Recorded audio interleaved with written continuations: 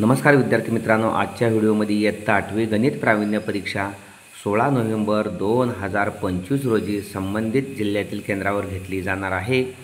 या ठिकाणी 2023ची नमुना प्रश्नपत्रिका आपण सोडवित आहोत। प्रश्न 6 पूर्ण आपण सोडलेले आहेत। प्रश्न 7वा आपण सोडणार आहोत। अवयव पाडा 657 वायचा चौथा x घन वजा 1 292 y वर्ग x चा पाचवा। या ठिकाणी 657 आणि 292 यांचा मसावी 73च आहे, त्यामुळे 73 या ठिकाणी सामायिक निघतोय 73। त्यानंतर वायचा वर्ग हा सामायिक निघतोय आणि x घन सामायिक निघतोय। पहा इथं वायचा चौथा वायचा वर्ग सामायिक निघतोय, x घन x चा पाचवा x घन सामायिक निघतोय। इथं राहिला 73 90 9 त्रिक 27 ला 7 हातचे आले 2 9 7 63 2 65 वायच्या चौथ्या घातला वर्ग बाहेर काढला, आत वर्ग राहिला, x घन बाहेर काढलेला आहे वजा या ठिकाणी 73 चौक 292 4 वायचा वर्ग बाहेर काढलेला आहे, x चा पाचवा त्यातला x घन बाहेर काढला आहे x वर्ग। ओके, अशा पद्धतीनं 73 y वर्ग x चा तिसरा।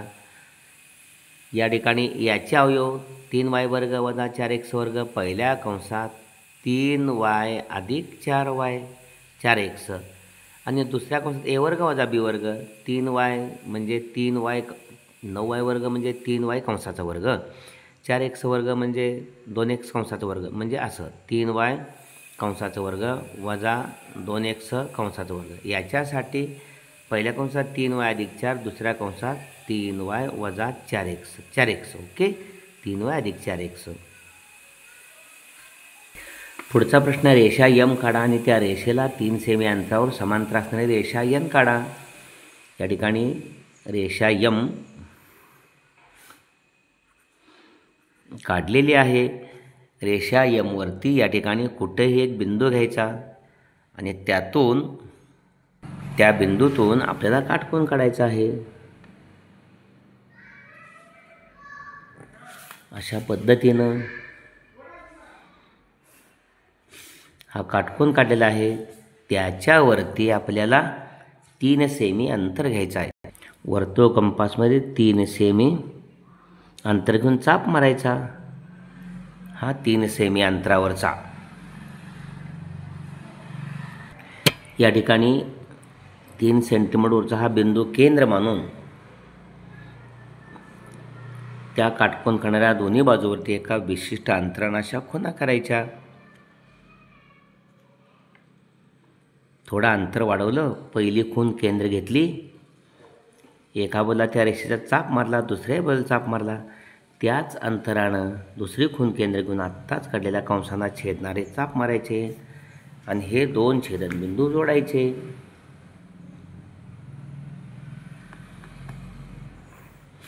अशा पद्धतीनं ही n समांतर रेषा काढलेली आहे m पासून 3 सेंटीमीटर अंतरावरच्या बिंदूतून। ओके, पुढचा प्रश्न आहे 5 गुणांचा। वरती 3 आणि 2 गुणांचे सोडले आपण, आता 5 गुणांचा। एका इष्टिकाची त्या आकाराच्या भांड्याची धारकता 2.4 लिटर आहे, तिचे उभे पृष्ठफळ व एकूण पृष्ठफळ अनुक्रमे 640 सेमी वर्ग आणि 1120 सेमी वर्ग असेल तर त्या भांड्याची लांबी व रुंदी काढा। याचा अर्थ या भांड्याची धारकता 2.4 लिटर आहे आणि भांड्याचे घनफळ 2400 या ठिकाणी सेमी घन आहे। 2004 लिटरला आपण 1000 न गुणलं, कारण 1 लिटर म्हणजे 1000 घन सेमी, म्हणून 2.4 ला 1000 ने गुणल्यानंतर भांड्याचं घनफळ निघाला 2400 सेमी घन। ओके, आता या ठिकाणी इष्टिका चित्रीचे एकूण पृष्ठफळ 2 LB अधिक 2 BH अधिक 2 LH म्हणजे 2 गुणिले लांबी अधिक लांबी गुणिले रुंदी अधिक 2 गुणिले रुंदी गुणिले उंची आणि अधिक 2 गुणिले लांबी गुणिले उंची। या ठिकाणी 1120 हे क्षेत्रफळ दिलेलं आहे, पृष्ठफळ दिलेलं आहे। 1120 हे एकूण पृष्ठफळ दिलेलं आहे, म्हणून या ठिकाणी 2 कंसात LB अधिक 2 BH आणि 2 LH, यातून सामायिक H निघाला, H कंसात 2b आणि 2l. या ठिकाणी 11c20 बरोबर 2lb अधिक हे काय आहे, हे उभे पृष्ठबळ आहे. 2bh अधिक 2lh, 2 लांब्या हे तळाचे क्षेत्रफळ गुणिले उंची. तळाची परिमिती गुणिले उंची उभे पृष्ठबळ. आणि प्रश्नामध्ये उभे पृष्ठबळ 640 दिले, म्हणून या ठिकाणी 640 उभे पृष्ठफळ म्हणजे 2 कंसात 2b अधिक 2l याचीच किंमत 640. म्हणजे 2lbची किंमत काढण्यासाठी 1120 म्हणून 640 वजा केले, 480 वजाबाकी आली. आणि 2lbमधला हा 2 गुणिले तो भागिले, त्यामुळं lb मिळाला 480ला 2 भागलं 240 मिळाला. परंतु lbh 2400 आहे. हे भांड्याचे घनफळ 2400 आहे. म्हणजे lbh लांबी गुणले रुंदी गुणले उंची इष्टिका चित्तीचे घनफळ सूत्र आहे. त्यामुळे lb आत्ताच आपल्याला 240 मिळालेला आहे. त्यामुळं यातला h काढताना हा जो lb आहे 240 तो 2400ला भागिले, हे शून्य गेले, 24 10 240. त्यामुळे hची किंमत 10 आलेली आहे. ओके, इथंच hची किंमत 10 मिळालेली आहे. 10 सेमी उंची. उभे पृष्ठबळ आत्ता सूत्र आपण पाहिलं, 2 गुणिले कंसात l अधिक b गुणिले h. उभे पृष्ठबळ 640 बरोबर 2 गुणिले हे 10 गुणिले 2 20, 20 भागिले आणले, 640ला भागिले 20 शून्य गेले. l अधिक b म्हणजे 64 भागिले 2 बरोबर 32. या ठिकाणी b बरोबर हे l पलीकडे गेले, 32 वजा l हे समीकरण 2. आणि h बरोबर 10 सेमी 1. ही बीची किंमत 32 वजा l, इथं बीची किंमत 32 वजा l बरोबर 240. एक वर्ग समीकरण मिळालं. 32 गुणिले l 32l वजा l गुणिले l वर्ग बरोबर 240. l वर्ग या ठिकाणी वजा 32l अधिक 240 बरोबर 0. म्हणजे या ठिकाणी वजा l वर्ग पलीकडे घेतले अधिक 32l पलीकडे घेतले, म्हणून l वर्ग वजा 32l 240 तिथंच आहे. l वर्ग वजा 32l अधिक 240 बरोबर 0चं 240चं 2 अवयव असे पडलेत. 20 गुणिले 12 वजा 20 वजा 12 गुणाकार अधिक 240 आणि वजा 20 वजा 12 वजा 32 बेरीज येते. म्हणून याचे अवयव पहिल्या कंसात l वजा 20, दुसऱ्या कंसात l वजा 12.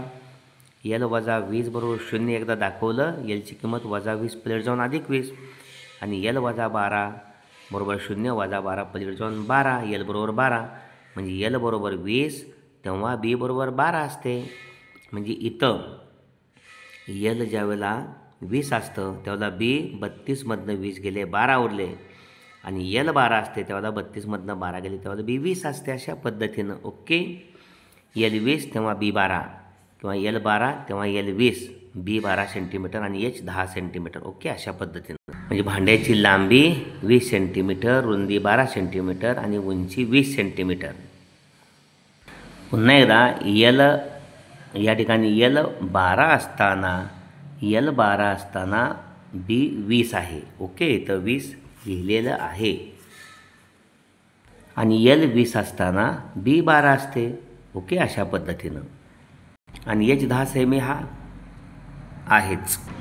प्रश्न 8वा आहे, विस्तार करा, एक्सपांड. 7m वजा 3n वजा 4k कंसाचा वर्ग. या ठिकाणी पहिल्या पदाचा वर्ग 7mचा वर्ग अधिक वजा 3n, दुसऱ्या पदाचा वर्ग अधिक वजा 4k, तिसऱ्या पदाचा वर्ग अधिक 2 गुणिले 7m गुणिले वजा 3n दुसरे पद अधिक 2 गुणिले दुसरं पद वजा 3n गुणिले वजा 4k अधिक 2 गुणिले पहिलं पद गुणिले तिसरं पद. ओके, 7mचा वर्ग 49 m वर्ग अधिक वजा 3n कंसाचा वर्ग 9n वर्ग अधिक 4k कंसाचा वर्ग 16k वर्ग. या ठिकाणी पहिलं दुसरं पद 7 21 दुनी 42 वजा 42 mn, दुसरं तिसरं वजा वजा अधिक 4 चौकोन 12 दुनी 24 अधिक 24 nk. पहिले जर 7 चौक 8 देऊन 56 वजा 56 mk. ओके, अशा पद्धतीनं. पुढला प्रश्न आहे, रियांशने 12,000 रुपये दशादशे 9 दराने काही वर्षासाठी बँकेत ठेवले. तो दरवर्षी व्याजाची रक्कम काढून घेई. किती वर्षात त्याला व्याजासह 17,400 रुपये मिळतील? या ठिकाणी येथे रास आहे 17,400, मुद्दल फी 12,000 रुपये आहे, दर 9% आहे आणि आपल्याला यन ठरवायचं आहे. सरळ व्याज आय बरोबर या ठिकाणी रास वजा मुद्दल, सरळ व्याज बरोबर रास वजा मुद्दल. सरळ व्याज बरोबर 17,400 रास आहे वजा 12,000 मुद्दल आहे, म्हणजे 5,400 रुपये सरळ व्याज आहे. व्याजासूत्र PNR भागिले 100. व्याज आत्ताच काढला आपण 5,400. 5,400 बरोबर मुद्दल 12,000 गुणिले यन काढायचे आहे, गुणिले R 9 दर आहे भागिले 100. ह्या 2 शून्य गेल्या. या ठिकाणी 5,400 भागिले 120 गुणिले 9. ओके, 9 हे 0 गेले, त्यामुळे 540 भागिले 12. 9 540ला 9 सक 54, 9 0 आणि 12 60ला 12 5 60.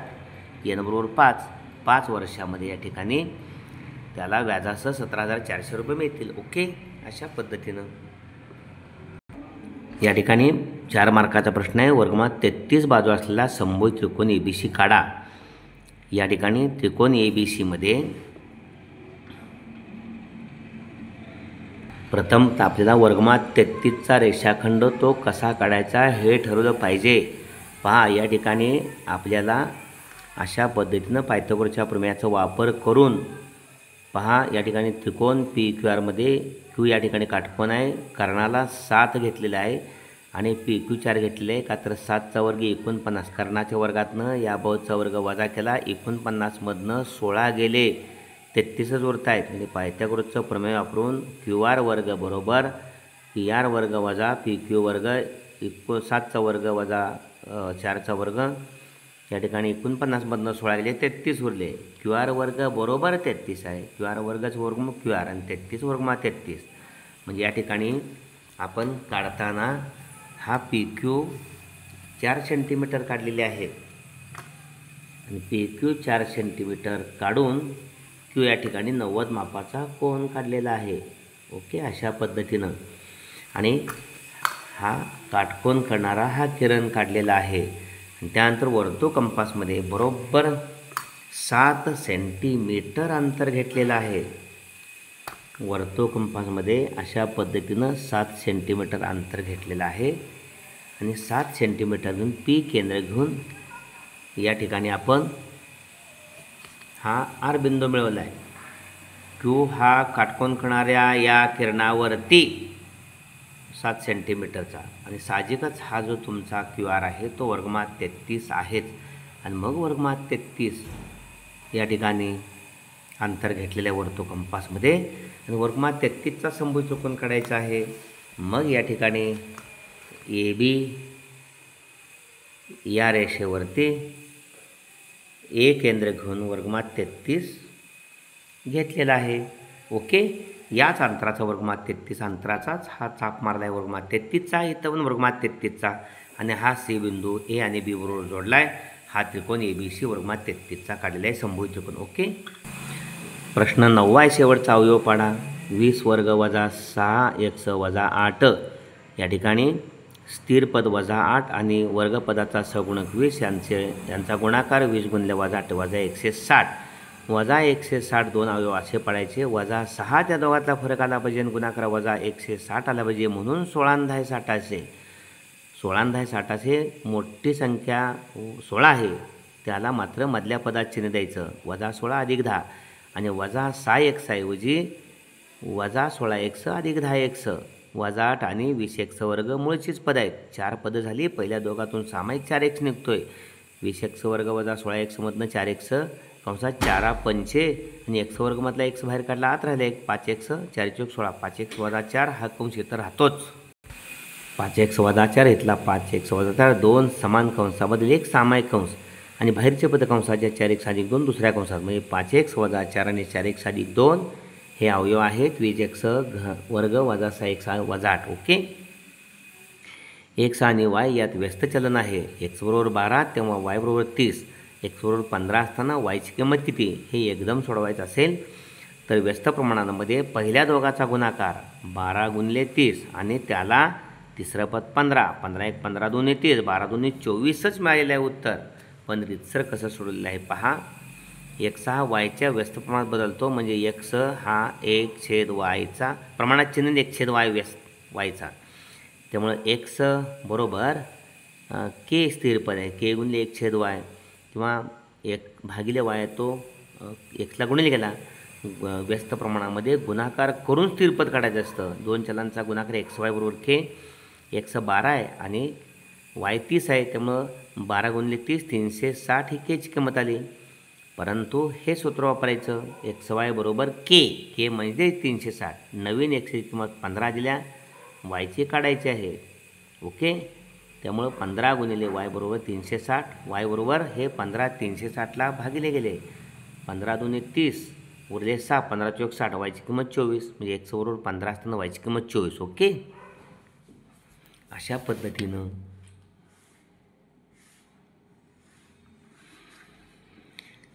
आणि शेवटचा प्रश्न, दुकानदार एक वस्तू एका विशिष्ट किमतीला विकण्याचे ठरवतो आणि तिची किंमत ठरलेल्या किमतीपेक्षा 30% वाढवून छापतो. वस्तू विकताना तो ग्राहकास 20% सूट देतो. तर दुकानदारास त्याने ठरलेली किंमत आणि प्रत्यक्ष विक्रीची किंमत या शेकड्यात किती फरक पडतो. या ठिकाणी 4 गुणांचा प्रश्न आहे. वस्तूची ठरलेली किंमत 100 रुपये असते आणि ही किंमत 30% वाढवून सांगतो, म्हणजे छापील किंमत त्याची काय होते 130.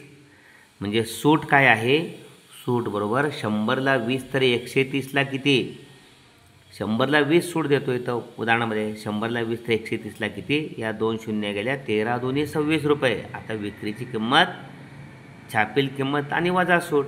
130 रुपये छापील किंमत आहे, 26 रुपये सूट देतो, म्हणजे 104ला विकतो. ठरलेली किंमत 100 रुपये आणि विक्रीची किंमत 104 रुपये, म्हणजे शेकडा फरक 4 रुपये. साहजिकच आहे. ओके, अशा पद्धतीने हा व्हिडिओ आपण जरूर लाईक करा आणि आपल्या सर्व 8वीतल्या विद्यार्थ्यांच्यासाठी तो शेअर करा. आणि येणारे 16 नोव्हेंबर रोजी होणारी परीक्षा आपणास अत्यंत सोपी जावो. नमुन्याची उदाहरणांचा सराव करा. धन्यवाद.